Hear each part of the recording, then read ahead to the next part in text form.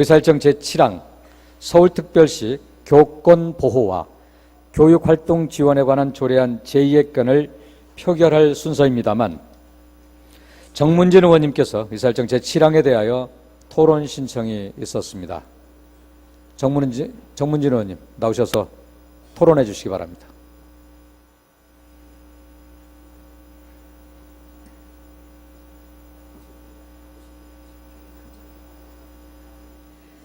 존경하는 허광태 의장님과 선배 동료 의원 여러분, 그리고 관계 공무원 여러분, 안녕하십니까?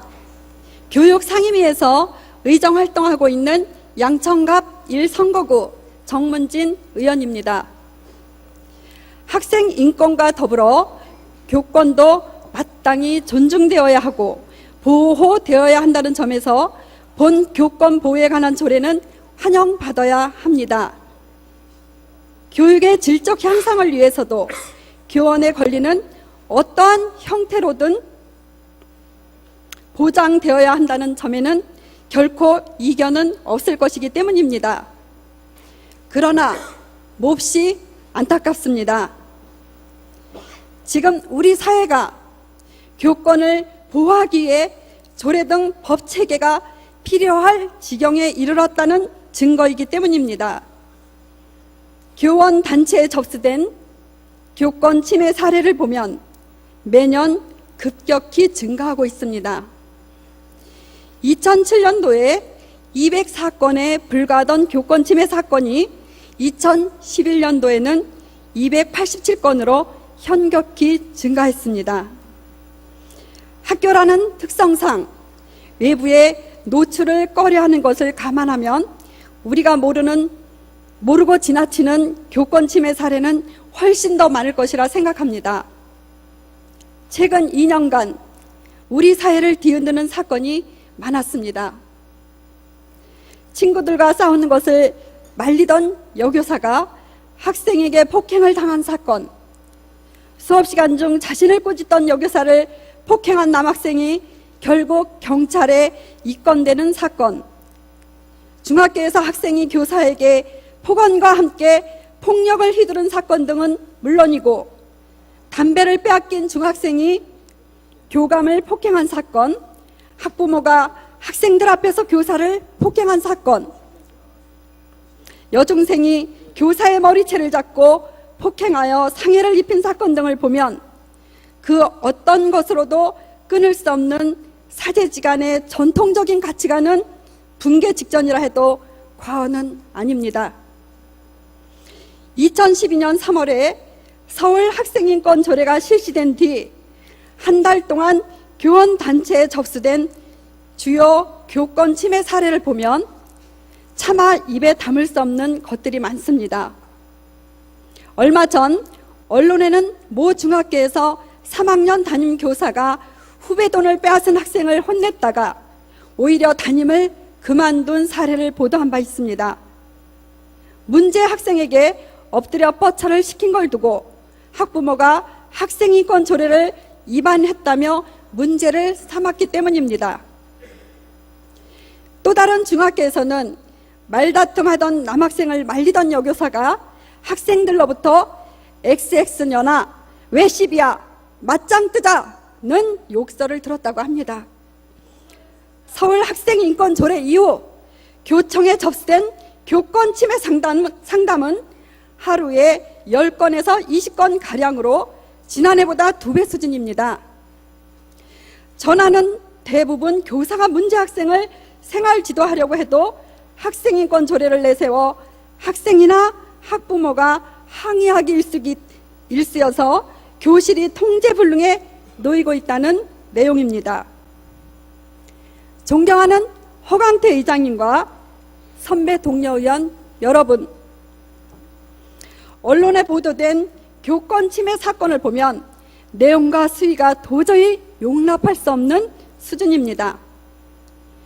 과거에는 신분 피해, 학교 안전 사고 피해, 명예훼손 피해 위주로 교권 침해 사건이 발생하였다면 최근에는 학생, 학부모에 의한 교사 폭행, 폭언 사건이 가장 많이 발생하고 있고, 이러한 현상이 지속적, 전국 동시다발적으로 나타나고 있습니다. 교사의 정당한 생활 지도에 반응하는 학생들의 태도는 상식적으로 납득이 안 되는 애가 많습니다. 학생들은 교사에게 체벌 금지된 거 아시죠? 동영상 찍어 신고할 거예요. 교원 평가 때 두고 봅시다. 지나가는 사람 왜 불러요? 선생님 때리면 잘려요. 법대로 하세요. 등 차마 입에 담지 못할 정도의 막말이 오가고 있는 것이 학교 현장입니다. 지난해 국정감사 자료에 따르면 2011년 1학기에 발생한 교권 침해 사건이 총 1795건으로 지난 5년간 교육청에 보고된 교권 침해 현황은 다 더한 수치인 1214건을 훌쩍 뛰어넘는 것으로 파악되었습니다. 일본 국회의원들은 이구동성으로 학생에 의한 교권 침해가 매년 증가하고 있는 것은 문제라며 학생의 인권과 교권이 조화롭게 보호될 수 있는 대책 마련이 절실하다. 교권 침해 문제는 어제 오늘의 이야기가 아닌데 특히 2010년 학생인권 조례가 시행되면서 급격하게 증가하고 있는 추세에 있어 이에 대한 대책 마련이 시급하다고 말하고 있습니다. 학생인권 조례 체별 전면 금지 이후 학생들은 학칙을 어기고 수업을 방해해도 교사나 학교는 나를 어찌할 수 없는 존재로 인식하는 해방감, 교사는 그러한 학생들을 지도할 수 있는 최소한의 지도권마저 상실되었다는 무력감, 이렇듯 해방감과 무력감의 차이가 벌어짐에 따라 교실 붕괴, 교권 추락 현상이 가속화, 고착화되는 현상이 나타나고 있는 것입니다. 이러한 현상을 반영하듯 본 의원이 소속된 교육위원회는 교권보호 조례를 상정했으며 그 조례는 본회의를 통과하기에 이르렀습니다. 그러나 본 의원은 묻지 않을 수 없습니다. 학교 현장에서 일상화된 교권 침해를 과연 조례로 막을 수 있을 것인가요? 또한 조례로 교원의 권리를 보장할 수 있을까요? 저를 비롯한 서울 시민과 많은 의원들의 답은 절대 그렇지 않다입니다.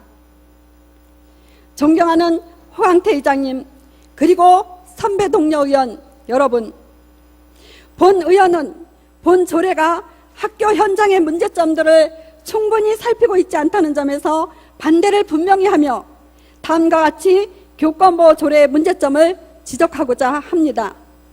첫째, 많은 시민과 교원이 본 조례에 대해 무너진 교권을 보호하기에는 턱없이 부족하다고 입을 모으고 있습니다. 문제 행동 학생에 대한 교사의 학생 지도권 보장이 현실성이 떨어집니다.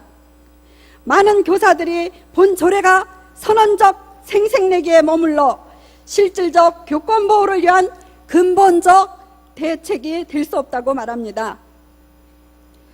비록 교권보호 조례 학생, 학부모의 수업 및 교육적 지도를 부당하게 간섭하거나 방해하는 행위, 교원의 인권을 침해하는 행위, 학칙 위반 행위에 대해 학교장에게 징계를 요청하거나 그 밖의 교육적 방법으로 지도할 수 있도록 명시하여 교권보호 정치를 강화하였다고 합니다. 하지만 이러한 행위를 한 문제 행동 학생에 대한 징계는 이미 현행 법령과 학칙을 통해 가능한 사안이며 교권 침해 학부모에 대한 제재가 현실적으로 어렵게 외면하고 있습니다. 둘째, 조례 자체가 가진 한계 때문에 상위법과의 논란이 끊이지 않을 것입니다. 교권 침해는 학부모, 지역주민, 교육행정기관 등이 학교 교육활동과 관련하여 교원의 법적인 교육할 권리와